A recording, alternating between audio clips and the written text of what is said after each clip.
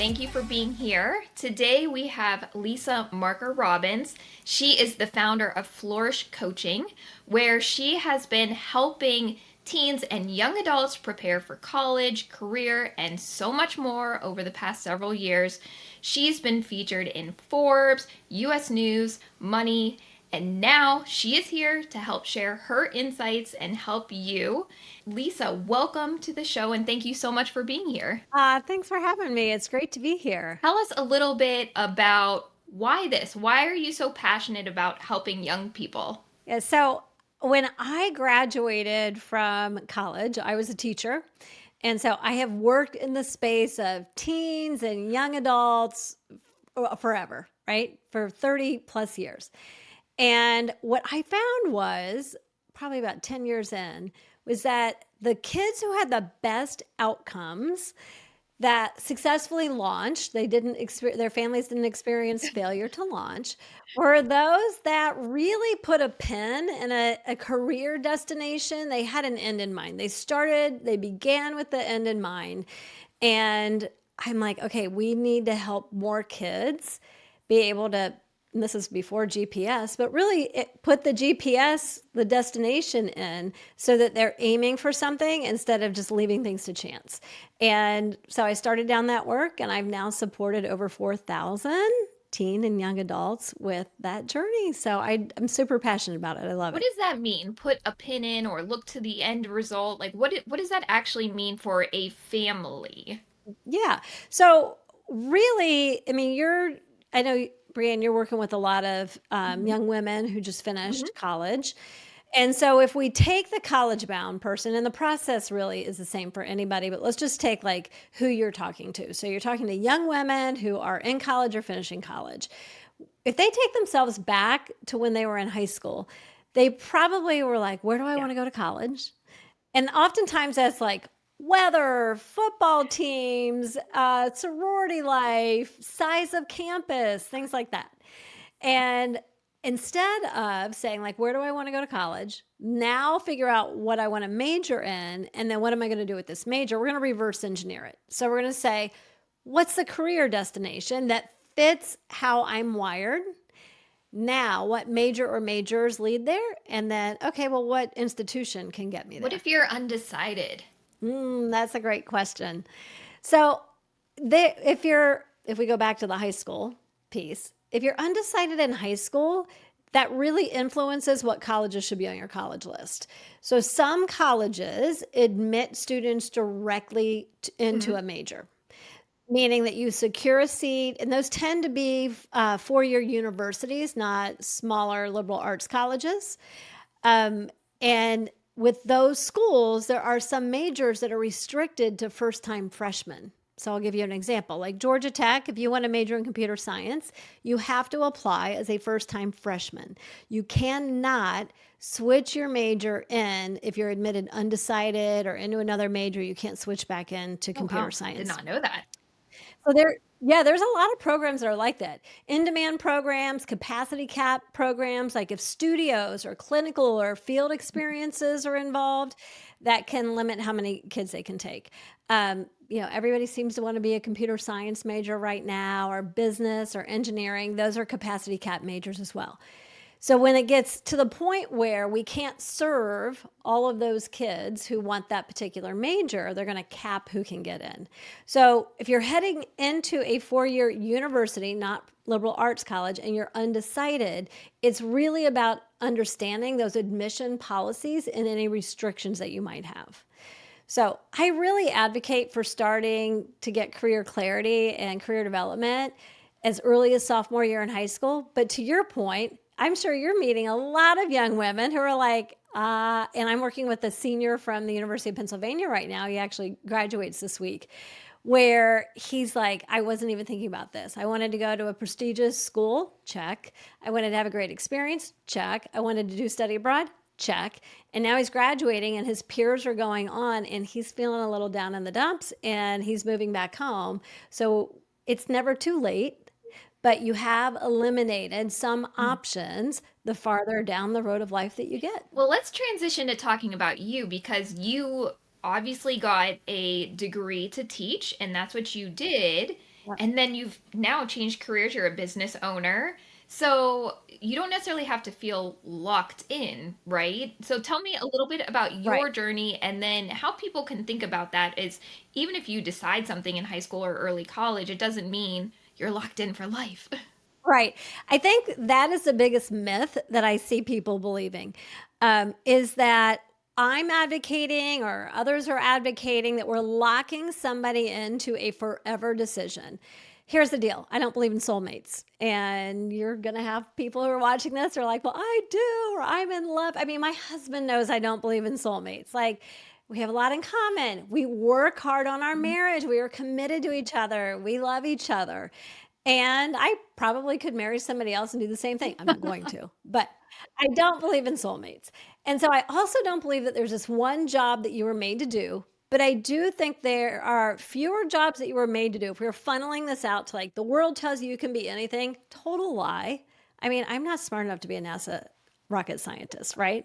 So we have to funnel it down to like the possibilities that fit. So that's a smaller menu of options, but ultimately, just like getting married, I'm choosing the option and then I'm pursuing it.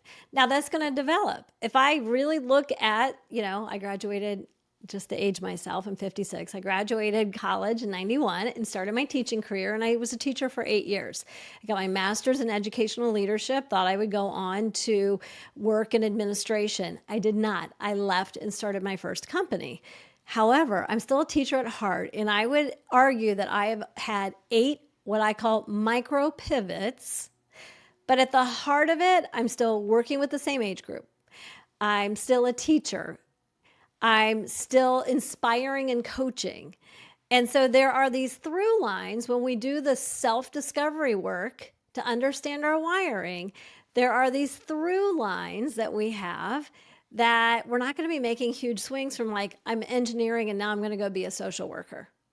I think those changes come from people who didn't know themselves very well to begin with and didn't really explore the careers at a deep enough level to see that there really was a connection there. Yeah, I did the same thing. My degree is in journalism, actually magazine journalism, so literal print, which most of those don't even exist anymore. And then I Right. transitioned into what's called content marketing. So it's still writing, but you're writing for a brand versus journalism, and you're still telling Yeah. those stories. That, kind of the same thing. It's like you're still using the skills and what you're passionate about, but you're just using it in a little bit of a different way. So that through line, I like you call it that, was still there. So knowing Mhm. yourself and what you enjoy and what you're good at is very important. And then you apply that to what the world needs and how you've adapted. Exactly. Yeah, I love that. I just want to add, like, I think it takes the pressure off, Totally. right? Totally. Yes. The pressure of like, I have to pick this for the next 50 years. That's a lot of pressure. Exactly. I mean, the reality is, and I see this on the faces when I talk to our students, like between kindergarten and 12th grade, they go to school 16,000 hours. And when I say that, everybody's face goes like, wow, okay, I'm feeling Mhm. every one of those hours. And then if we can go ahead and calculate the hours for college and pile that on. And so we're still going to be under 20,000 hours, but it's a lot of hours. But when I tell them you're going to work for 95,000 hours until you retire, if you work full time, then you're like, whoa, I really feel that. And so the magnitude of doing this correctly and not just leaving it to chance is amplified when we go like, okay, you can't know what you're going to do for 95,000 hours. And this is a big enough commitment that it needs to be an informed decision, not left to Yeah, chance. I love that. I think that's so smart to think about it that way. Like this is a huge part of your life. So approach it with care. Yes, absolutely. Well, I usually ask like what was one of the biggest surprises of entering the career force? And I feel like you can answer that from your own personal standpoint and or all of the people that you have coached and talked to. Maybe there's some themes that you could pull out for us. So I think a living wage and understanding how much jobs pay and how far that gets you is a big one. And we teach about that in my Launch Career Clarity course when we're working on researching careers. It's really hard when you've not had a mortgage and a car payment and health insurance to understand the value of a dollar, right? You just don't feel it until you're out there. And so I think financial literacy, even though this is not what I concentrate on, it goes a long way and it helps make sense of what people are getting paid to do the work that they're doing, Absolutely. right? Um, I get asked all the time, should I do a double major? Should I get a minor? Like, what will position me better? And the answer is neither of those will. What will really position you better is learning technical, apps, software, programs that are used a lot in your desired career, building on soft skills. Simon Sinek calls them human skills. So really building on your human skills and getting real world experiences. So that is internships, but it can look a lot of other ways. It can even come through job shadows and volunteering and taking an online free course yourself. So real world experiences trump that second major and that minor almost always. And I know there's going to be some exceptions to that. I'm just saying for the majority of people. So I think, in a college going society for the population that is, they're really concentrating so much on the major. Majors don't equal careers. I think about my daughter. She just graduated from the University of Cincinnati a year ago as a business major in marketing and professional sales. And she's in a management training program for a Fortune 500 company. She's moving into her sales rotation, which she's most Okay. excited about, leaving operations. And as she sat in the classroom in college, she had to check the box of like econ and financial accounting and business accounting and all of these skills that, yeah, she had to have a base understanding of. But if she would have chalked up the major to what the career would be, she would have jumped ship. That's not what she wanted to do, but it was a box to have to check to get there. I really like what you said, and what I've been kind of talking about it with the people I'm talking, in coaching, is learning Yeah. skills like how to use AI, right? That's huge right now. That can help you get a job. Huge. But what I really think is when you take those extra steps, like teaching yourself something like AI or the skills you were talking about, it's actually showcasing some of your soft skills. Like, I'm a Mhm. self learner. I am curious about the world. I can manage myself. I can do these things. And that is, I think, really special to see that in interviews, or if it comes through on a resume when you're preparing to get into the workforce. Those soft skills, that excitement about what you're doing, Yeah. is so important. And I do hire and interview in my day job, and that stuff, I'd rather somebody have 80% of the skills that are on the job description, but have that curiosity, that self learning, the idea of lifelong learning that they want to apply to the role, versus somebody who has 100% of those, but maybe isn't as excited to go through it and keep getting better and better. So I'm so glad to hear you say focus on those soft skills too. How do you help your clients do that? So we identify when we're doing our career research. So we have three pillars that we work through: build self awareness, and we use the Berkman Personality Assessment as the underpinnings of the personality data, as well as a values assessment and an aptitude assessment. So it's those three together make the really understanding yourself well. When we move into the second pillar, which is knowing careers, we analyze job postings. We do informational interviews for people who are already working in the jobs. And we're asking about these same questions, like what are the skills that are highly valued?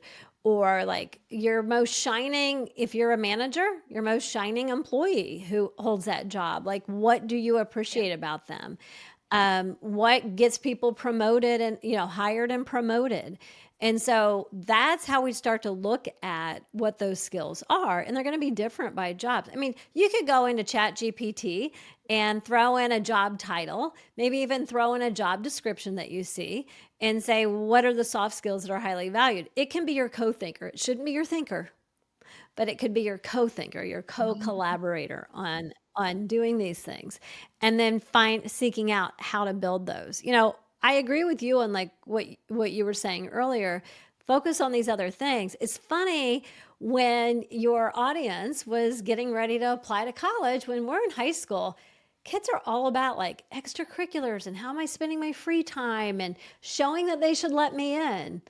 Friends, it's not any different when we're trying to crack open the door to the job, right? You still have free time. You still have, quote, extracurriculars. They just look a little bit different. That's so true. And I feel like we've gotten into this competitive world where everybody feels like their resume needs to have all of this, extracurriculars on it, clubs and fencing and, all of the things to make you stand out.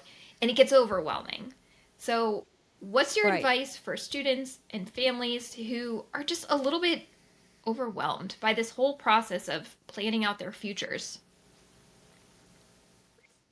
Start, just start with the first step, right? You just have to step up to the starting line and then surround yourself with people who are going to help you get to the finish line. I did an Instagram reel recently where I talked about like mentors don't have to be paid mentors. Just like somebody watching your YouTube channel, Brienne, you're Yep. mentoring them, right? Someone listening to my podcast or consuming even my free content, I'm mentoring them. You can follow along people who work in the industry. So surround yourself with other people. Step up to the starting line. That's what you have to do. And then surround yourself with community, whether they even know who you are or don't know who you are. Some of my greatest mentors are people that I avidly follow and consume everything that they put out.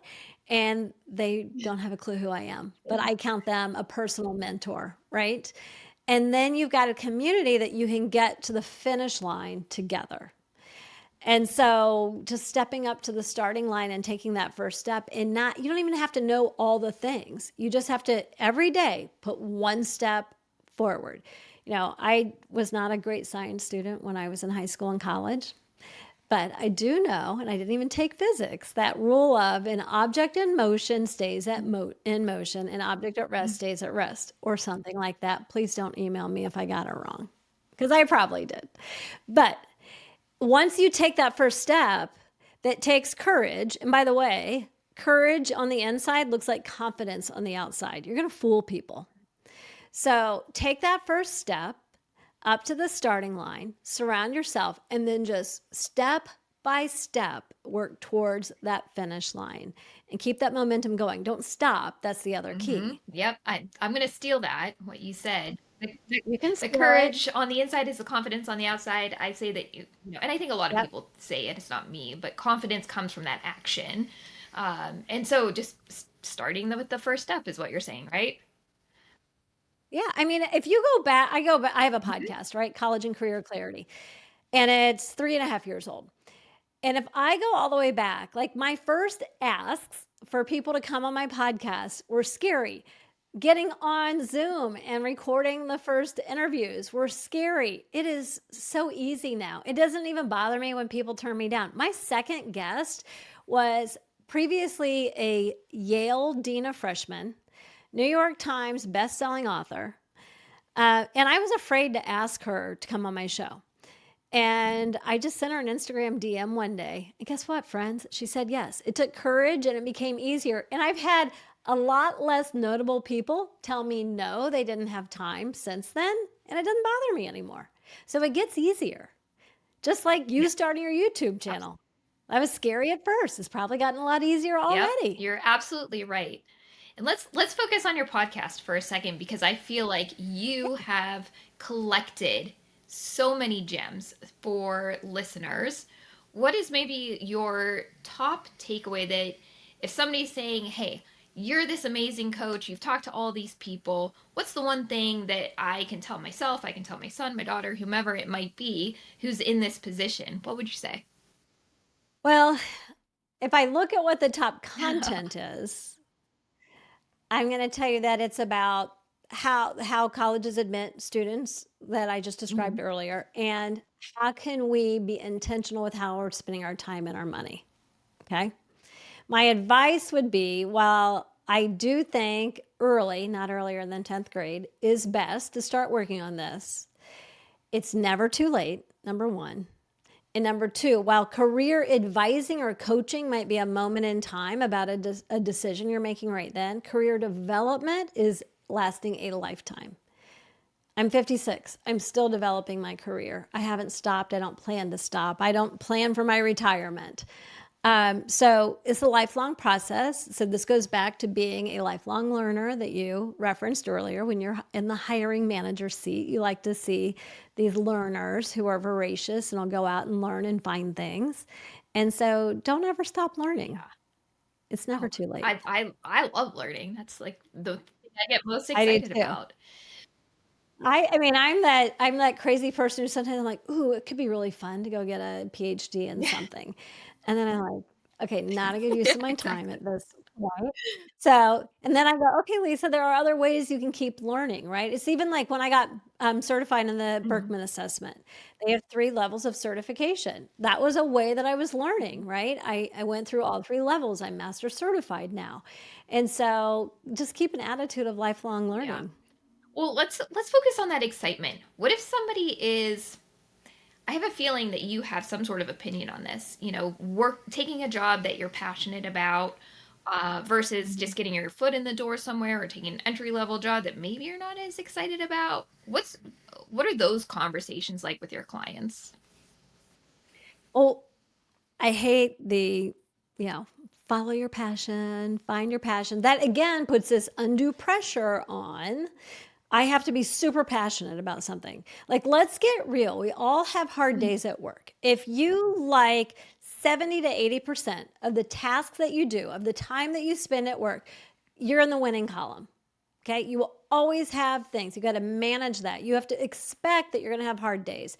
You have to expect that you're going to have some tasks that you don't want to do. I don't like doing the financial stuff, but I own 2 companies. I have to look at the finances or we're in big trouble. I have to actually pay the taxes, things like that, right? But 80% of the time, I'm doing things that I love. So that's one thing. Expect it to be hard. Um, Passions can grow with proficiency. So, expecting yourself to be fully passionate about all the things when you don't even really know the job yet, hold that loosely. Like, keep an open hand, not a closed fist around this. Hold it loosely because your passion will grow as your proficiency grows, and passions change throughout life. They really do. I mean, truly. So don't hold on to the passion piece too tightly. Look at not only starting salaries, but look at opportunities for advancement, mid-career salaries. Sometimes the highest paid starting salaries end up mid-range. And by the way, I have a degree in education. That's my undergraduate degree. If you looked at all the data, it would tell you that I should earn nowhere near what I earn with an education degree. So hold that loosely too. Like, you are in charge of this destination. You need to show up strong. And that first step might not be the most lucrative step. I'm watching my own 20 somethings navigate that right now. And you'll figure out where to go from there. But again, surround yourself with community, with good people, with mentors that you know and you don't know, and you'll figure it out. You'll get it there. Passion comes with proficiency. That's very good. Is that one of you say that often? Because I feel like that's like I a coined do. phrase. I love it. It does because these coined phrases, and I have a little thing of post-it notes right here on my desk that I could hold up. Some of my clients, they call them Yes. Lisa-isms, and I had one of my coaching clients has these Lisa-isms all around their desk, and she took a picture one day, and she's like, "Here's my Lisa-isms board," and it was so sweet and encouraging to me, but they come out of the fact that like the same themes come up over and over. So that's where these coined phrases that I have come from because I've worked with over 4,000 people. And so it's like, I want you all to know that the struggles that you have are not unique to you. They are going to feel it, but we should lead with facts, not feelings. So the fact of the matter is that you're scared. Everybody's scared. The fact of the matter is, you don't love your job every single day. Nobody loves their job every single day. Our feelings in our body are that they're unique and overwhelming. But interrogate your feelings with facts, And, passion grows with proficiency would be another one of those. But interrogate your feelings is another one. I was gonna say I'm gonna put you on the spot and give you another Lisa-ism, but is that it? Give me that one. That's another Okay, one. Yeah. wonderful. Because I had a client reach out to me yesterday who I just met with last week, and she's like, "Okay, hey, I don't need much time, but I'm having these feelings about this thing that I'm getting ready to pull the trigger on." And this is an adult who's looking at career change, right? And looking at a big change. And I said, "Talk to yourself how you would your clients, right? All I'm hearing is feelings, feelings, feelings. Interrogate your feelings and pull out the facts. And then let me know what your facts tell you." yeah, And then she came back and she's like, "That's all I needed to hear. I got to the answer. Here's what it was. yeah, Thank you." and especially at that age, that transition in life when you are going from one thing to the next, or Yeah. in my opinion, I think when you're coming out of college, there's just an absolute plane of opportunities for you. But there's very little guidance, and you provide that guidance, but you have to be seeking out something like a coach for that. So in my experience when I was there, I just felt like, oh my gosh, there's so much there and nobody's telling me what to do. So I love that. It's overwhelming sometimes in feelings, and reminding yourself that you can actually interrogate those. I think that would have been helpful for me, and I hope it's helpful for anybody listening right now. Well, it just, one of the things to think about, and so here I am, like I outed myself on how old I am, but the first company, well, it was actually my second company that I started, but the company that I started in 1999, I had it for 25 years and I sold it a year ago. Congratulations. Thank you. And I was ready to sell it. I was ready to move on because I have these other two businesses that I wanted to focus on. I do have more passion around these other two areas. So I'm not saying passion's dead, but I did have a bit more passion at this stage around those. But I want to tell everybody, like in my 50s, to sell something off that I had started and make a huge change and go like, hope I'm going to make enough money just doing these other things over here, and I hope it's going to be okay. I was still scared. So you'll always in transition have those feelings, but we shouldn't let the feelings lead us. Yeah, I like that. Well, what are some common mindset blocks that you're seeing teens, young adults, that they're having making these transitions in life, and how do you help them overcome those? It's funny. Well, I think that the age group that you are working with and the college students or new college grads, or like like I was referencing that University of Pennsylvania senior I'm working with, they can feel like, oh my gosh, it's too late. Okay, so first of all, it's never too late. You've got to tell yourself it's never too late. There's something good that's going to come, right? But then when I'm talking to people who have high schoolers, or I'm talking to the high school students themselves, the pushback can often be, oh, we're rushing kids. It's too early. So quit listening to that and just double down and start doing the work. I also think that you're trying too hard to see the end already. I'll have students say to me, like, well, I could never be that. I don't know how to do anything about that. I'm like, that's why you're going to go get an education. That's why you're going to go get training. Even if it's not college, this might be why you're going to a trade school or whatever. Um, but you are going to learn it, right? So everything is figure outable. That's another, Lisa-ism. Everything's figure outable. So, but you've got to put in the time to do the figuring it out. It's not going to just happen by chance. Like a successful launch does not happen by chance. It requires intention of your time and sometimes some of your money as well. You have to believe that you can figure it out. I mean, if you go into this going like, I can't figure it out, there's just not an option, then okay, you're right. Then that will be your reality. But if you go like, okay, we can figure this out, then you also are going to be right. You get to choose. So, a lot of what we're talking about here is career oriented, but in able to hold down a career, you have to have the right life routines, groundwork, all of those Mm-hmm. things. And students in particular have external ways to do that. There's grades, there's awards, there's things like Mm-hmm. that where somebody is telling them you're on the right track. But as Yeah. as you grow into an adult, there's less of that in college, Mm-hmm. and then pretty much none of that, once you get into the workforce. How are you helping students prepare for that kind of shift in their life? And their independence. Yeah. That executive functioning really is what it is, right? I'm going to talk to parents, and I and I often still have to talk to the parents of college students and recent graduates. I made mistakes with my oldest for sure. We enable too much. We do too much for them. That's actually what that second podcast episode that I had was actually about. How to raise an adult. We're not raising children, we're raising them to be adults. And so, what does adulting look like? So, the first thing that I would say is, and if it's a student or a recent graduate listening to this, like, are your parents doing too much for you? It's easy to continue to allow them, and it's a scary, like, they're scared, like, you're leaving their house. There's all those feelings about that, right? And can they do it? Parents, are you willing and able to allow them to fail to learn some lessons? Let them oversleep, let them not be able to make a payment. So I first think that as parents, we're doing a lot of disservice to our kids by doing too much for too long.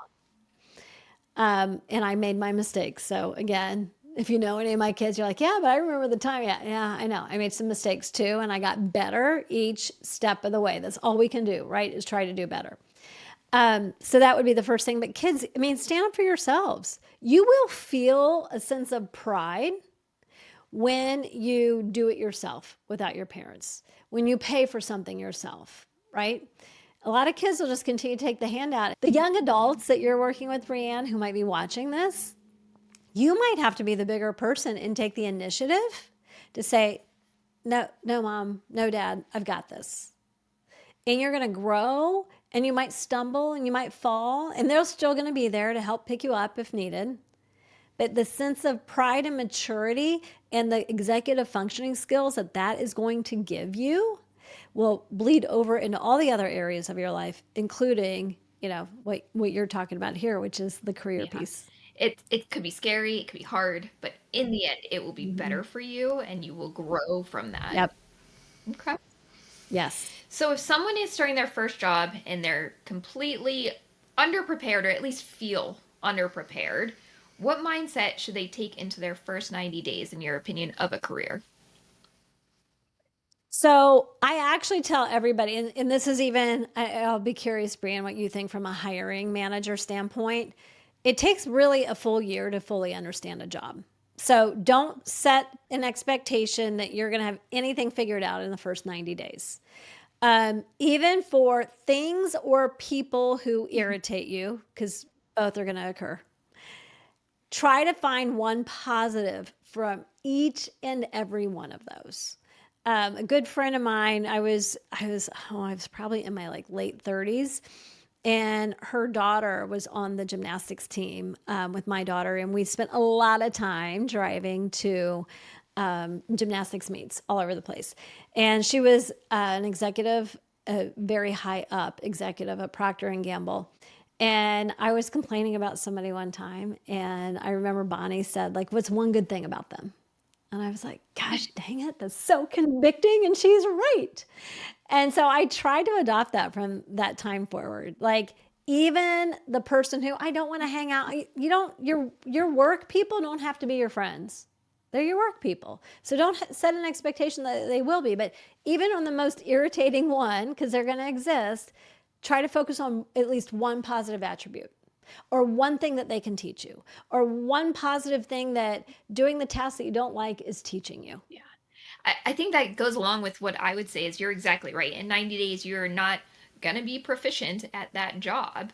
And so, what can you do? I think I encourage people, especially if you're working a remote job, you gotta tap Mm. people, ask them to meet for 15 minutes, especially at a big Yeah. company, but at any size company, start meeting everybody. And of course, like you're saying, you're not gonna love everyone, but you can absolutely learn from them and grow that professional relationship. And putting yourself out there isn't always easy, but that is like one of the main things you can do in 90 days, and you're going to learn so much that will make you proficient in that role much faster.